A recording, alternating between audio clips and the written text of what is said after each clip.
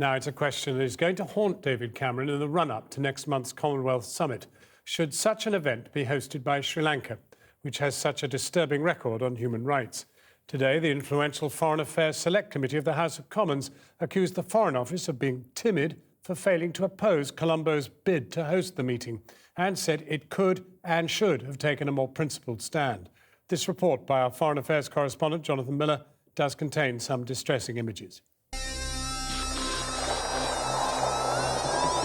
For £721 return, you can visit British Airways' top destination 2013, a South Seas island jewel of white sand beaches, lush tea plantations, jungle and wildlife and temples and culture.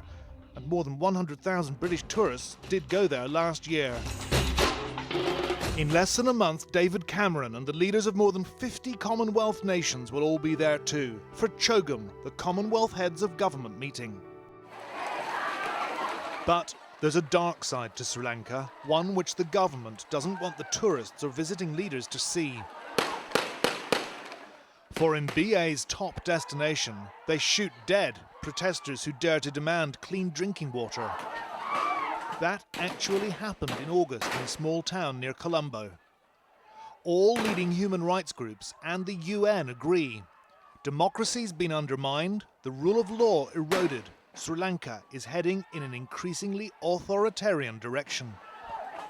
The situation of human rights in Sri Lanka is really bad. There are endemic human rights violations, and we feel that for that reason it's absolutely wrong for CHOGM to be taking place in Sri Lanka at this time, and we feel it's absolutely wrong for the British government to be sending a high-level delegation to CHOGM, including the Prime Minister. Last month in New York, Foreign Secretary William Hague joined his Sri Lankan opposite number for an awkward pre-CHOGM cocktail. Foreign Minister, how is Sri Lanka going to address... Today, though, British MPs have rounded on the government's lack of moral fibre in its failure to prevent the Colombo regime from hosting this prestigious summit. Today's Foreign Affairs Committee report is harsh in its language, accusing the Foreign Office of timidity and inconsistency in its position on Sri Lanka hosting this Commonwealth summit.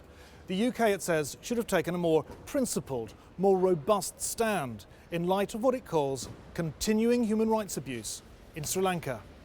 Clearly the British government wasn't happy about it, but clearly a decision was being made here, and we either become a paid-up member of the awkward squad in a minority of one or two, or we go along with it. And they went along with it, and frankly, we think they should have been in the awkward squad minority.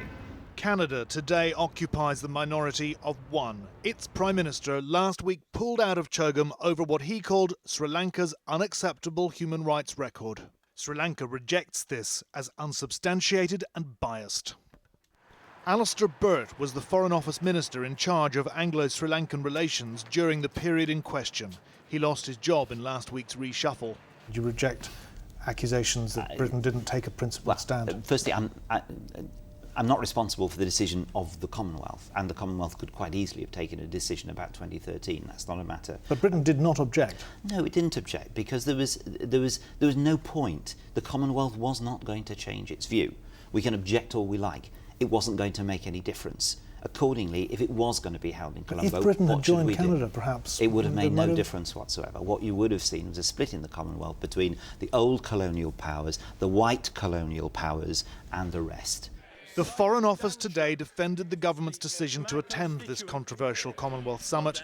It backs the Prime Minister's line that CHOGM will throw the spotlight on Sri Lanka. I think it is right for the British Prime Minister to go to the Commonwealth Conference because we're big believers in the Commonwealth and making that organisation work well and indeed work for us. But I think it's right in going to the Commonwealth Conference. We should not hold back in being very clear about those aspects of the human rights record in Sri Lanka that we're not happy with. 4 years after the end of Sri Lanka's long civil war, there's a lot not to be happy with. At least 40,000 ethnic Tamil civilians were allegedly killed in the final months of the conflict.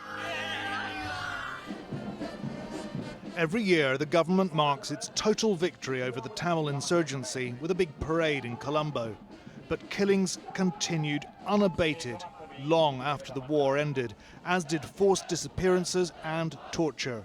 This programme has also documented many cases of Tamils who fled to Britain claiming to have been tortured. A British charity assisting victims of torture from all over the world says it's getting worse. Torture is still very much going on in Sri Lanka. In 2013, we're seeing new cases arriving with very recent torture.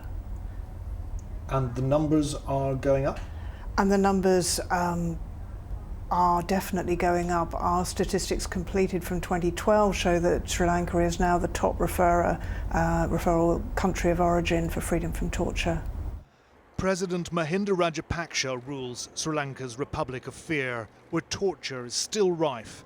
Torture to which human rights groups say Britain has turned a blind eye.